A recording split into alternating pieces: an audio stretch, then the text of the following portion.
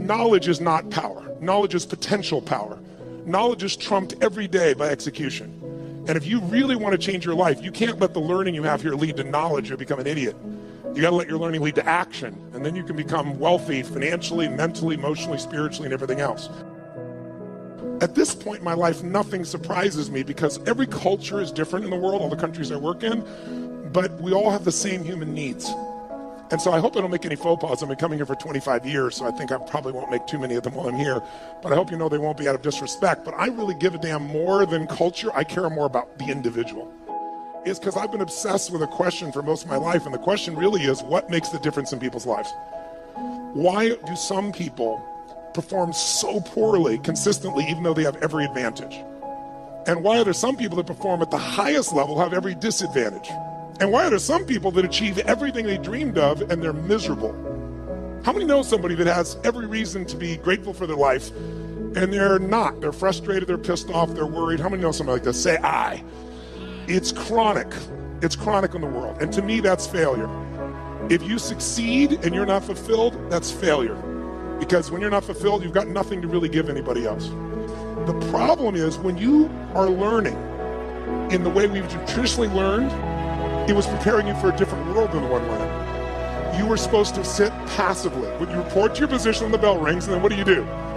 Talk to your neighbor? Initiate? Make shit happen? No, what are you supposed to do? Sit down and what, guys? What are you supposed to do? Shut up. Don't talk to you. Today, if you're in business and you don't talk to your neighbor, you're out of business. Who's with me here? Say I. If you wait for someone to tell you what to do in business, it's over. Your competition has taken you. So we live in a different world, and here's the problem. You're still learning the way you were taught to learn. So right now, you're all being very nice to me. I have no complaint. You're being very sweet, but you're sitting in a passive state. And let me explain why that's difficult. Who's ever done this? How many of you have ever gone to an environment where you learned something? Could be a university environment, could have been a business environment, could have been a seminar, and you learned something you truly thought was extremely useful. It wasn't somebody selling you. You're like, this is good stuff. This will change my business. This will change my life. And you were excited about it. And then you went home and you never actually applied a frickin' thing that you learned. Who's ever done this before? Raise your hand and shout, I.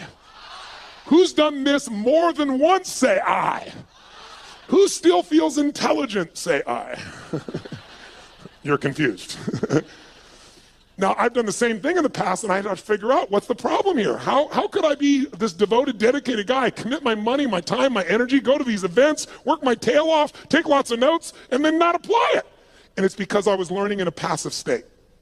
Because when you're sitting like you're sitting right now, there's nothing wrong with it, but you will not, how much will you remember? If I asked you, where were you on 9/11, and you're not even Americans, how many can remember the moment when you heard about those planes crashing in the building? You could see where you were, you could remember, raise your hand if you could remember every detail.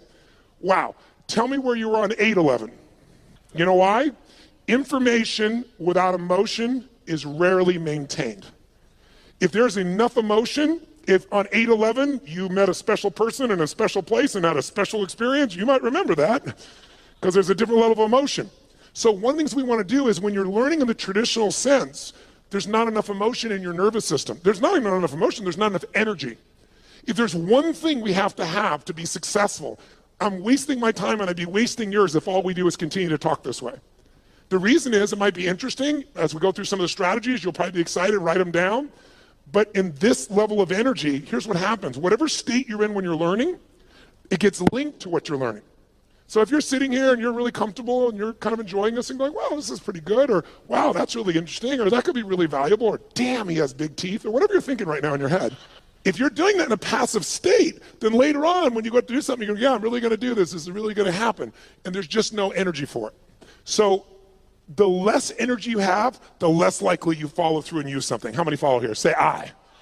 And so, but some of you might say, yeah, but Tony, I've been here 2 days and it's great to be here with you, but I'm a little tired. It's late in the day, that type of thing. What you got to understand is this, as a business owner, as a professional, as somebody who's going to be the best in the world at what you do or believes that you are, there's nothing more valuable than energy. Nothing moves without it. And the lower the energy, low energy, things break down. High energy, you can build, you can create, you can do anything. Energy has nothing to do with age, food, sleep. It's something that comes with a psychology. Without the energy, anything else I'm going to talk to you about is a waste of time. So you and I need to establish a new standard for energy. Now, here's what I want to talk to you about. You have all these things you want me to give you in the next 2.5, 3 hours.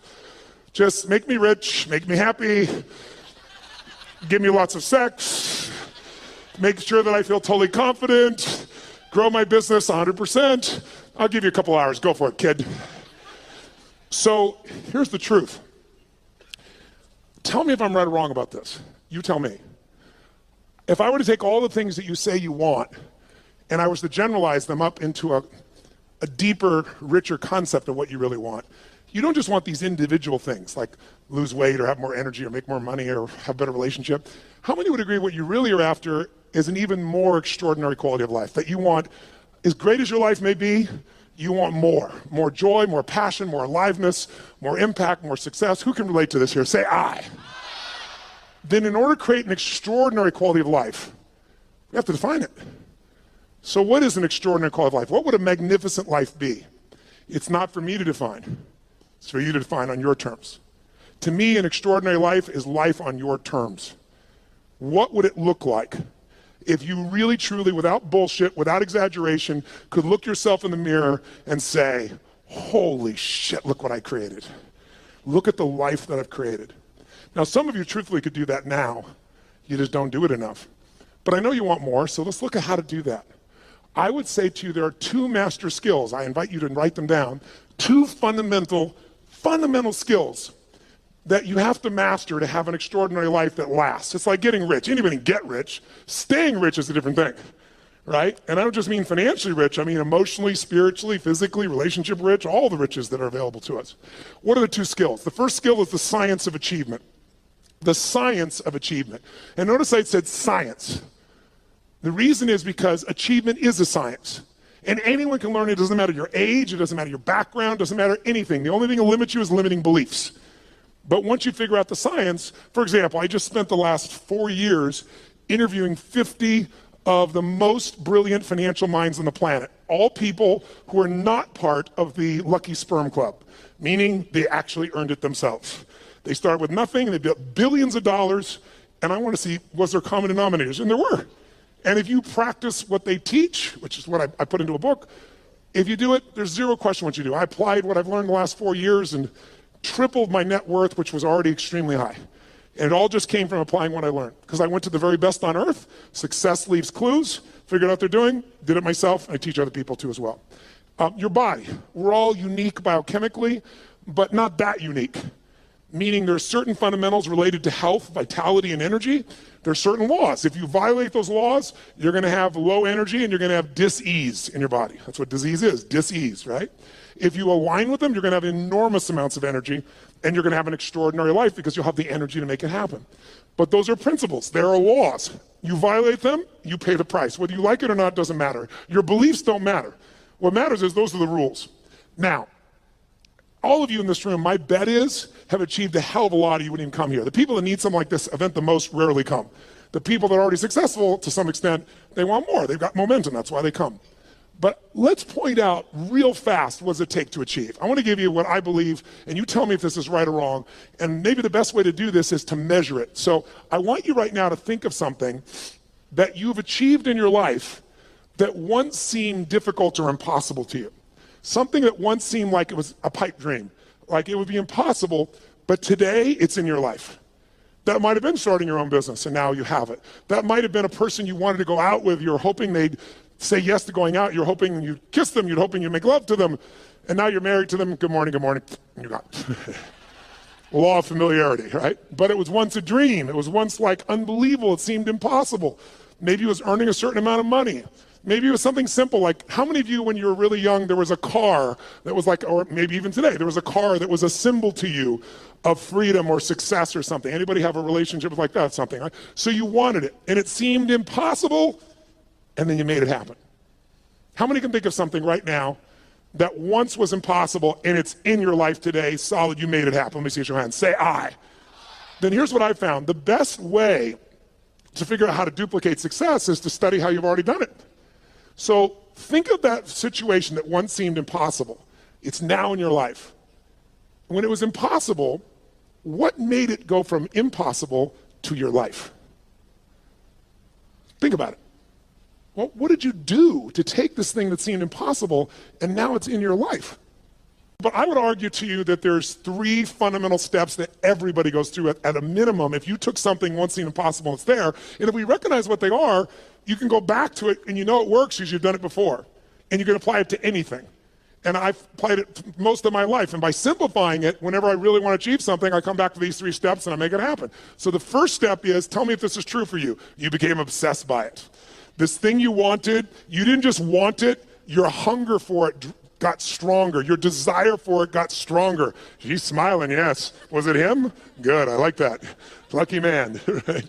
But you had this hunger, you had this desire, but it's a hunger and a desire that wouldn't go away. People always ask me, one of the most common questions I'll get asked by people in the media is, Tony, is there a common trait? Because, I coach all these multi-billionaires now at this point in my life. So I've got guys that have now I've coached them, but they're now my friends. So people, like, to give you an idea, Mark Benioff, who started Salesforce.com from 0, and they're going to do this year $8 billion. And he did it right out of one of my seminars. Came up and told me, you convinced me, I'm leaving my company, I'm going to start this business, I'm going to apply the principles you taught. He said, it's called Salesforce.com, I'm leaving Oracle, we're going to do $100 million. He thought that was big. Now they're doing $8 billion. But I'm coaching these people. Or to give you an idea, Sir Richard Branson. Richard's a good friend of mine, 400 companies he has. And you say, what do these people have in common? A Steve Forbes, what do they all have in common? What they have in common is hunger. A hunger that doesn't go away. Most people are hungry because things are uncomfortable, they don't like how it is, and they go to try to fix it, or they lose weight to get in the bikini for a month or whatever it is, but the hunger doesn't last. The people that are most successful on the face of the earth, I think intelligence is one of the most valuable things a human being can have and develop. But how many of you know somebody who's incredibly smart and can't fight their way out of a paper bag, right? So intelligence is not enough. What's going to make you maximize your ability is hunger. A hunger that doesn't go away. So in the area where you achieved, your hunger was sustained. You got hungry, you got desirous, but you didn't let it go. How many can relate to this when you think about this item, this situation? You were hungry, you were driven, and you wouldn't let it go. How many can relate to this? Say, I. And because you had that hunger, what did it do?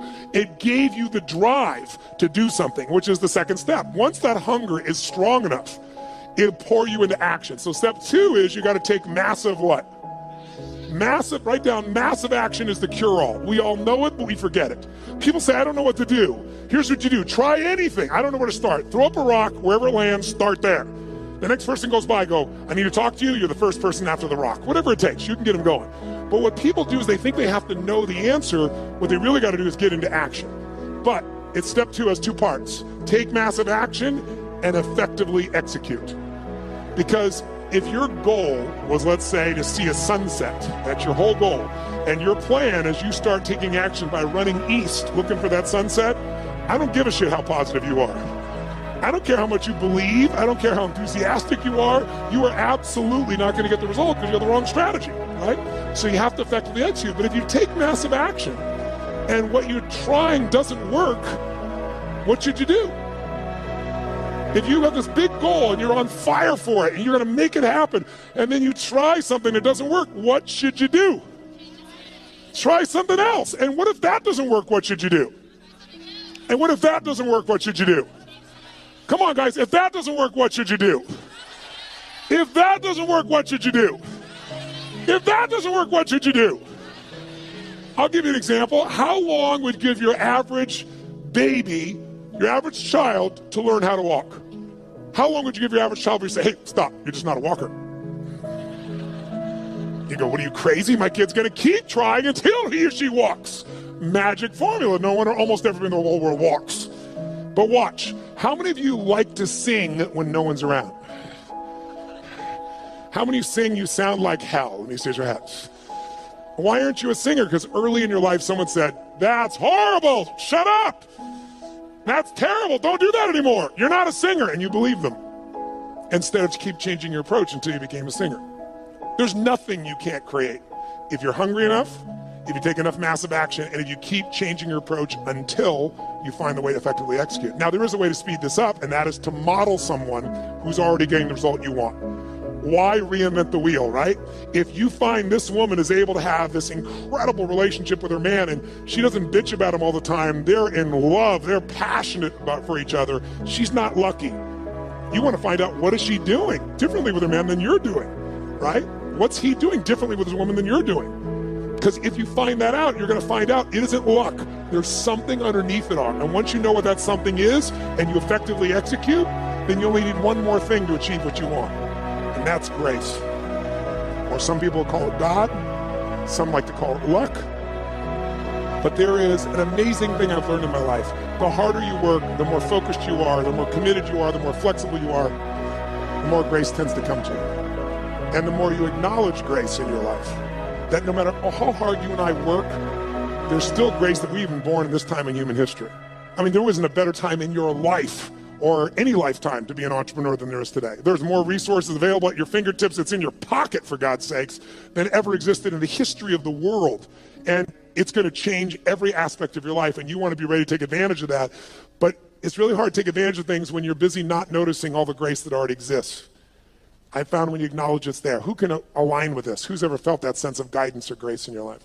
Pretty beautiful. So to achieve, that's really all it takes. How many of you did these 3 steps? How many of you became obsessed about this thing you wanted and wouldn't let it go, and your energy built and your desire built, and then you took massive action, and you didn't know what the hell you're doing, but you've maybe changed enough times till you figured it out, and some grace came to you and it worked it out? Who's done this before? Say I. Then I'm here to tell you, whatever's not in your life today that you want, go back to those 3 steps. As basic as that is, that's all it takes. And we make it so much more complex in our minds. And that's why most people don't achieve. They get fearful because they make it bigger than it is. And you can speed it all up by doing what I've done throughout my life. Go find someone who is the best in the world at what they're doing and suck out of their brain whatever they know. But there's a second key lesson. Because how many of you have ever done this? How many of you have ever achieved a goal that you worked your tail off to get to, and then you achieve the goal and your brain said, is this all there is? Who's had this experience before? Say I. Isn't that a brutal experience? I'd rather fail because, if guys like you and I, ladies and gentlemen in this room, were to fail, you don't accept failure, right? You just get up and try something else. So failure is actually better because you could still succeed. When you succeed and you're not happy, now you're what I call technically screwed. That's demoralizing because you worked your guts out and you achieved it and you're still not fulfilled. So the second lesson, I believe, is even more important. And this lesson, if you can take it home tonight, I'm telling you, will change your life more than anything else I know. And I know it from 39 years of working with people, including myself. The second lesson is you must master the art of fulfillment. The art of fulfillment. And that sounds so basic, doesn't it? The art of fulfillment. But notice I didn't say the science of fulfillment. Why? It's not a science. You know why? Because what's going to fulfill you, my dear, you and you, even if you're dear friends or family, is not the same. Fulfillment's an art. If you want to know what fulfills people, look around this earth. You got to find what it is that will light you up. Because otherwise you achieve and you're not fulfilled. As I said earlier, success without fulfillment is the ultimate failure. You think that if you achieve, you're going to be happy. And I'm here to tell you, you got to happily achieve. And that sounds just like changing one word, but it's a different life. And in order to do that, you have to decide that fulfillment is even more important than achievement. And by the way, you don't have to choose. When you're really fulfilled, you tend to achieve more.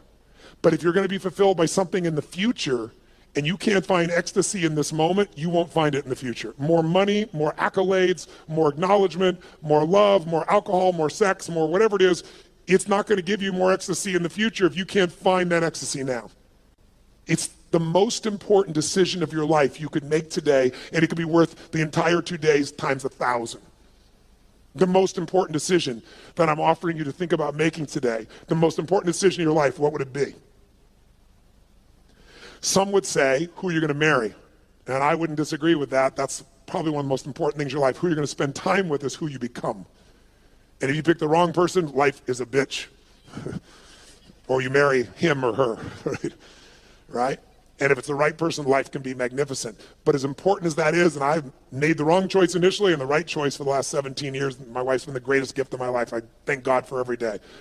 But I'm telling you, even more important than that decision, because your husband or wife or your boyfriend or girlfriend could go away.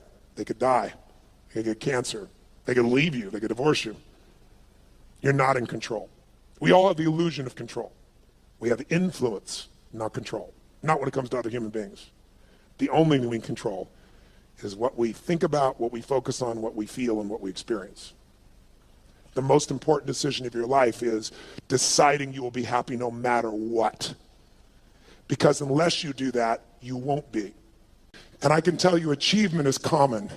Happiness that is sustained is not. You want to be an achiever? Here should be your new goal. To achieve the highest level of daily happiness that any human has ever experienced. Because if you do that, you'll be the ultimate achiever. You'll dwarf everyone else and you'll achieve as well. So I'd like, in the short time I got left, to do two things with you. I'd like to give you some tools, more tools for changing your states. You live in a beautiful state. How many like to do that? Say aye. Now I know many of you, about 35 or 40% of you came here primarily with the idea of business and business opportunities. So why am I talking about these items? How many of you, your business is like an extension of your identity? Let me see a show of hands. Or it's like your child. How many can relate to that, right? And how many of you have some children that need some correction?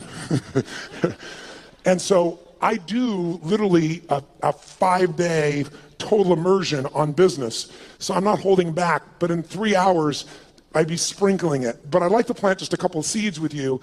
And there's a unique opportunity that I'll tell you a little more at the end that the Australian government has created, that if you're an Australian citizen, who's an Australian citizen here?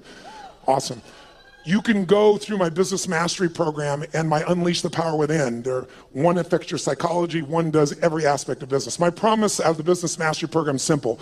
If you don't have $1 million of value out of day one, you can leave on that point. You can even take your notebook with you. Nobody leaves. I've been doing this. I help people grow their business 30 to 130% like clockwork. And I'm talking about businesses like a company called HomeX, the largest home builder in Mexico.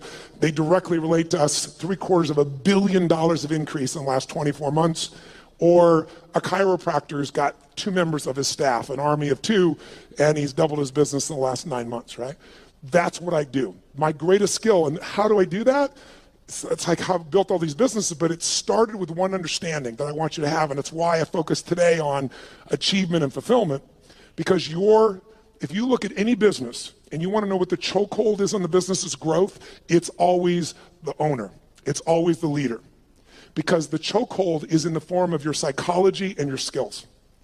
And I would say to you, jot it down, 80% of success in business is psychology and 20% is mechanics. Now, don't get me wrong. I'm a big believer in strategies because I know one strategy can save you a decade of pain. One strategy can make you $1 million. But if you have the strategy, how many have had lots of strategies in the past and then not followed through? Who's done this before? Say aye. That's why your psychology is the most important part. So I'll give you the details at the end, but I want to plant the seed with you. If you want to grow your business, you've got to grow. There is no business that's going to grow dynamically and consistently and give you huge levels of financial and emotional and spiritual rewards without you growing. But you have to have a way to do it that's disciplined, that gives you both the psychological change, but also the skill change. Some people do have a great psychology, but they know how to make a great product or service, but they're terrible at marketing. And today, by the way, does the best product win in the world we live in today? Yes or no? No. Which product wins? The best marketed product wins. Now, long term, the best product and the best marketing wins. That would be in the past Apple. I say the past because they're slipping a bit, because they've stopped innovating at the same level they used to. But the bottom line is if you have incredible product or service and you have incredible marketing, you're going to win. But we live in a world with shitty products. Who's ever seen someone's a product far inferior to your own product or service, and they're making more business than you are? Let me see your hands here. Say aye. Today, is it easier to market or harder? Which one? Which one? It's easier and it's cheaper, but it's less effective. The reason is 15 years ago, I don't know what the numbers are in Australia, but I know what they are in the UK, I know what they are in Germany, France, and the US, and it's identical numbers. About 15 years ago, it would be 16 years ago now, they did the study, and they found that it took on average 4 exposures to a product on average before someone then took action, on average. Does anybody know what it is today, meaning as of last year? 16. 16 exposures on average before someone responds. So today, it's really hard to succeed if you're in a situation where you're trying to market, and what are you going to compare to? Today, people have gigantic budgets. That's why you've seen all these small businesses disappear and more big businesses show up. And how are you supposed to compete with that? The answer is you can, but you have to use a totally different tack. You can't do traditional advertising. You're going to have to learn to master what I teach, which is how do you become the expert in the field so that people come to you because they want to understand what you know about it. Where people seek you out, you don't advertise for them. Because whatever advertising you have, if you're a small business, it's going to be very hard for you to compete with that. And that is for every kind of product you can imagine today, isn't it true? So a lot of people get down and out. It's just because they don't understand. It is so easy in the world we live in today to develop a level of expertise where your marketing is not marketing, it's adding value. If there's one way to become wealthy in business, there's only one way to stay wealthy. Find a way to do more for others than who? Than who? Than anyone else. If you find a way to add more value than anyone else in your category, you will completely dominate that marketplace. And if you keep doing it and you keep innovating and you keep growing, you can go from a tiny little business where everyone else dominated you to where you're the dominant force.